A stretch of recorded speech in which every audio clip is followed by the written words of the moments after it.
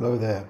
This morning I've got a Space Echo to repair. It's a Roland RE-501 Chorus Echo. This is coming to me for service. So I haven't started the service yet. I'm just going to point out a few things. Obviously connect up to an amplifier. This is my recently purchased valve amp. And here we see switched it on. So remove the lid. It's the easiest way to look at things. Now this one has got the original service kit with it, that pouch there with alcohol to clean the heads, and it would have had some cotton swabs in there as well, cotton buds, Q-tips, whatever you want to call them. So the motor is running. You can see by the top of the motor there with a dimple in it, this is not the original Pioneer motor in there. The ones that were replaced by Roland when the Pioneer motors wore out were Matsushita motors, and they were the equivalent, but they were awful and didn't work well in 501s, because in a 501 you have extra bearings to use, tape bearings. There's an extra one here as well as here. They're the same size bearings, and the Matsushita motor couldn't pull the tape round properly because it was the body of the motor was like that. The original Pioneer is like that. So this is either Matsushita, which I don't think it is. I think this is one by Echo Fix, one of the remade up ones. So I don't know the history of those. I've never seen one. They may well be good. I don't know. But anyway, it's running okay. The pinch roller feels quite reasonable. Not got gouges out of it. If you pull this here, obviously it stops going. This pinch roller has to be a certain tension against the capstan there to pull the tape round. And here you can check the tape tension as well. The tape tension is quite tight. It's not too bad. Tension here is usually a bit less than tension there. This bearing I need to take off, strip down and check whether there's any noise coming from the bearing. If there is, I would replace this bearing as well if needed. They're all about 40 years old plus now, so they could do with replacing. Now if I switch off, it's usual there to be some pops over audio. I don't know. Let's see if I can put a light on this. There we go. Is that better? I don't know whether this will come across in the video, but you need to inspect the heads, make sure there's no deep grooves in them or anything. These heads, it's hard to see. Let's see if I can alter that. These heads, difficult to see, but they are worn out. They are a little bit worn. They're not too bad. They're more dirty than anything. Also, you want to inspect the tape as well. If you look upon it, you see those lines there. I don't know whether it's coming across. This is quite a new tape, and this is a original RT1L tape. This is the original one from Roland, which are no longer available. When they do become available, people have stocks of them. They go for ridiculous prices. They go for like 50–60 pounds a tape. But if you get some decent quality tape, some BASF LGR 50, ask the seller if they're selling that tape, because that is the best tape. I determined that LGR 50 was the best tape for use on these. It's almost as good as the original RT1Ls, but not quite as good. But the RT1L, the actual Scotch factory in Italy that produced these RT1L tapes, it burnt down, and after that Roland didn't get any more tapes from there. They abandoned this product, unfortunately, but obviously this is just normal tape. This is 1/4 inch tape. So I some years ago I tried all the tapes and found that the BASF LGR50 was the best alternative. So I started to use that. I put it about that was the best, and now everyone is selling LGR50s, although the actual raw tapes, if you get a big reel, a 7-inch reel, or I'm not sure if 10-inch exists, but if you get a big reel, you can make quite a lot of 1 meter tape loops out of that. So it's worth it really to buy it like that if you can get it, but tape is quite scarce. Anyway, this is the motor here. What you want to do is grab the shaft there very hard with your finger and thumb, and wiggle it, see if there's any play there at all, which there isn't in this one. If it's an original Pioneer with a flatted top, completely flat on the top, no dimple, then most of them, if they haven't been serviced, you'll find a tiny bit of play, and that will lead to the lower bearing inside the motor heating up and binding, and that will cause the tape to actually stop. Another thing that causes the tape to stop is when the oxide, this tape here, has a silicon coating, hard silicon coating, but obviously when that wears off, it exposes the oxide, which then sheds all over the place. You can see oxide particles everywhere, and then the oxide is actually stuck with adhesive onto the backing here, and so it will start sticking to the heads and the motor will stop. So you have a few transport issues really. If the tape stops going round, most likely the tape is sticking to the heads, and you can verify that by using your finger to pull it away from the heads. Sometimes it will unstick and the tape will continue to transport. The other big problem obviously is the motors. I sell bearing kits. I was the first person to do these bearing kits in the world. The bottom bearing, the bronze bearing, is hard to find, so I've got those and the top bearing kits, and I do instructions to actually fit them.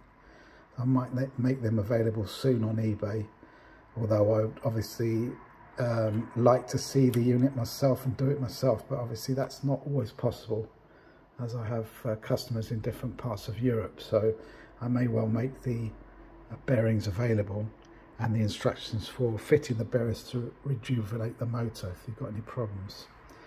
Obviously make sure this turns freely.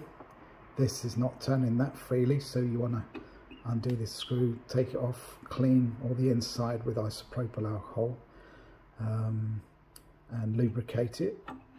There we go. There's a lot to this, setting this up. Even this leaf spring here has a tension that you would measure. I've got my tools here. I should have somewhere. Oh yeah, there we go. This is my original Roland spring gauge tensioner from, this is Japanese. I got this actually at Roland and they allowed me to take it home with me. But this is how you measure the tension on the pinch roller and adjust it if it's too much.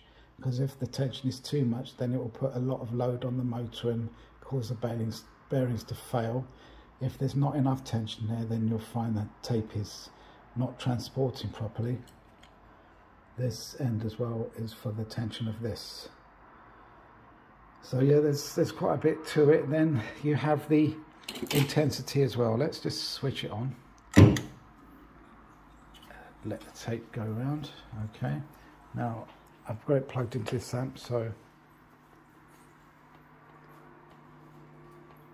right, sometimes that won't work, so you need to touch something metal.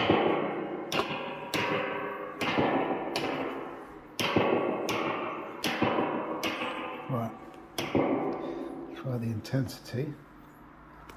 So I'm doing this with one hand. Intensity.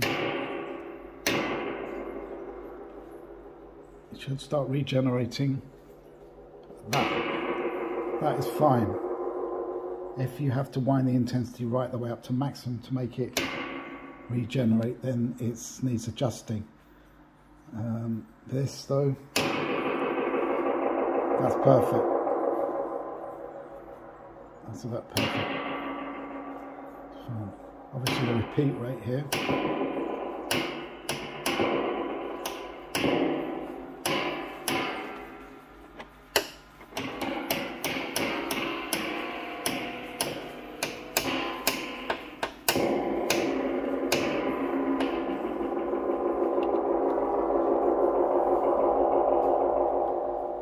Yeah, it's not too bad though. But the heads are dirty on here. They do need a lining as well. The other thing, obviously, these represents 1 to 3 is heads 1 to 3. So just check that it's all right. So head 1, head 2. It's not too bad. Head 3.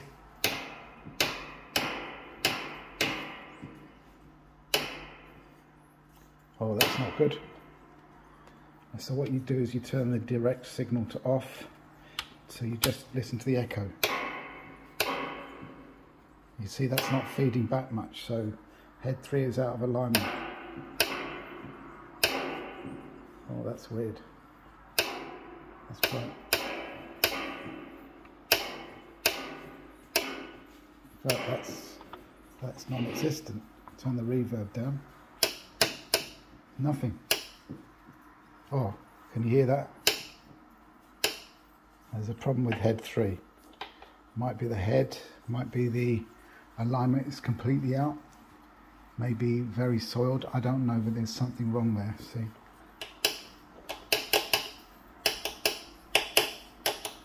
Nothing. So, head 2. That's fine. Head 1. Go to head 3. There's something there in the background, but that is a fault. Reverb obviously pots need doing, but that's fine.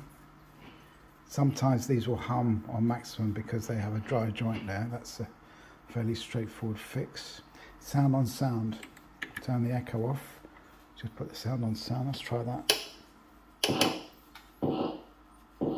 Yeah. It's there, but it sounds wrong. So that head is out of adjustment as well. So head 1, head 3 is bad. Sound on sound is bad. So chorus.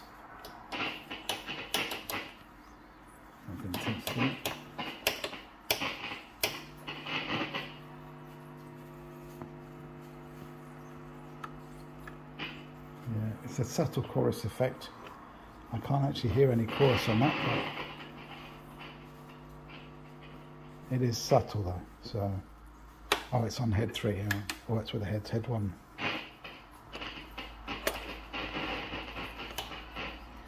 Probably do with a guitar for that. I mean, the way I test these is obviously I put a signal generator into here, and I put 3K sine wave into it to check the wow and flutter. You can hear it going up and down or wavering. So you need to check the wow and flutter on these. Obviously use the scope if you can and see how much it's fluttering on the output. If you haven't got a scope, then fair enough. Yeah, so there's quite a bit to do on this. I am doing these again, so if you're watching this and you've got a poorly spaced echo, I can help. This is the first one I've had in since I've come back to the UK. I've been back in the UK for about 3 months now, since July. So this is the first one I've had in. I've got another one from the same customer coming in probably tomorrow, and another at least one coming in on Friday from Italian guy who's got an RE-501, so I may bring out a video on that. But